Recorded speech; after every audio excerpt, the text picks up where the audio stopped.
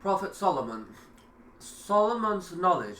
Solomon inherited David's prophethood and dominion. This was not a material inheritance, as prophets do not bequeath their property. It is given away to the poor and needy, not to their relatives. Prophet Muhammad said the prophet's property will not be inherited, and whatever we leave is to be used for charity.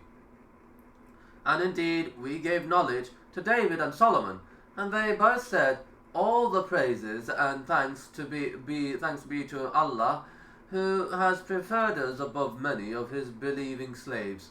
And Solomon inherited the knowledge of David. He said, O mankind, we have been taught the language of birds, and on us have been bestowed all things. This verily is an evident grace from Allah. And there were gathered before Solomon his hosts of jinns and men and birds, and they were all set in battle order, marching forwards. Solomon becomes king. After his father's death, Solomon became king. He begged Allah for a kingdom such as none after him would have, and Allah granted his wish. Besides wisdom, Allah had blessed Solomon with many abilities. He could command the winds and understand and talk to birds and animals. Allah directed him to teach both men and jinns to mine the earth and extract its material to make tools and weapons. He also favored him with a mine of copper, which was a rare metal in those days. Solomon's admiration of heroes. During his time, horses were the common mode of transportation. They were very essential for defense, to carry soldiers and cart provisions and weapons of war. The animals were well cared for and well trained. One day Solomon was reviewing a parade of his stable.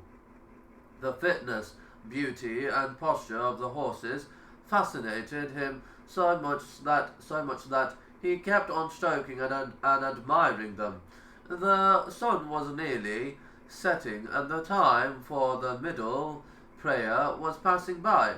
When he realized this, he exclaimed, I surely love the finer things of life than the service of my Lord, to return them to me. Allah gives to Solomon. Almighty Allah revealed, unto David we gave Solomon. How excellent a slave! Verily, he was ever oft returning in repentance to us. When there were displayed before him in the afternoon well-trained horses of the highest breed for jihad in Allah's cause, and he said, Alas, I did love the good these horses instead of remembering my Lord in my Asr prayer, till the time was over and the sun had hidden in the veil of the night. Then he said, Bring them horses back to me. Then he began to pass his hand over their legs and their necks till the end of the display. And indeed we did try Solomon, and we placed on his throne Jasadan, a devil. So he lost his kingdom for a while, but he did return to his throne and kingdom by the grace of Allah, and he did return to Allah with obedience and in repentance. He said, My Lord, forgive me and bestow upon me a kingdom such as shall not belong to any other after me. Verily, you are the bestower. So we subjected to him the wind. It blew gently to his order, whithersoever he willed, and also the devils from the jinns, including every kind of builder and diver, and also other bound in fetters, saying of Allah's to Solomon, This is our gift, so spend you or withhold. No account we will be asked. And verily he enjoyed a near access to us, and a good final return, paradise. Solomon hears the ant's warning. One day Solomon gathered his army, which had different battalions of men, jinns, birds, and animals. he marched them to the country of Ascalon. While they were passing through a valley, an ant saw the approaching army and cried out to warn the other ants, "Run to your homes, otherwise, unaware, Solomon and his army might crush you." Solomon, hearing the cry of the ant, smiled. He was glad that the ant knew him to be a prophet who would not intentionally harm Allah's creation. He thanked Allah for saving the ants' lives. Solomon hears the conversation of ants, Quranic. Allah the Almighty narrated, and there were gathered before Solomon his hosts of jinns and men and birds, and they all were set in battle order, marching forwards, till when they came to a valley of the ants, one of the ants said, "O ants, enter your dwelling, lest Solomon and his hosts crush you, while they perceive not." So he, Solomon, smiled, amused at her speech, and said, "My Lord, inspire you, bestow upon me the power and ability, that I may be grateful for your far favours, which you have bestowed on me and on my parents, and that I may do righteous good deeds that will please you, and admit me by your mercy among your righteous slaves." Solomon's travel. In Jerusalem, on a huge rock, Solomon built a beautiful temple to draw the people to worship Allah. Today, this building is known as the Dome of the Rock.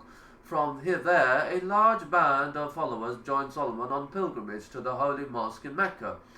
After they had completed their Hajj, they travelled to Yemen and arrived in the city of Sinai. Solomon was impressed by their clever method of channeling water all over their cities. He was keen to build similar water systems in his own country, but did not have enough springs. The Hoopy brings information to Solomon. He set out to find the Hoopy bird, which could detect water under the ground. He sent signals all over the Hoopo to call on him, but it was nowhere to be found. In anger, he declared that unless the bird had a good reason for its absence, he would punish it severely. The Hoopo eventually came to Solomon and explained the reason for its delay. "I have discovered something of which you are not aware. I have come from Saba, with important news." Solomon became curious and his anger subsided. The bird continued, "Saba is ruled by a queen named Bilqis, who has plenty of everything, including a splendid throne. But in spite of all this wealth, Satan has entered her heart and the hearts of her people. She rules their minds completely. I was shocked to learn that they worship the sun instead of Allah, the Almighty." To check the Hoopo's information, Solomon sent a letter to the queen with the bird. He instructed the bird to remain hidden and to watch everything. The Queen of Sheba sends gifts. The Hoopoe dropped the letter in front of the queen and flew away to hide.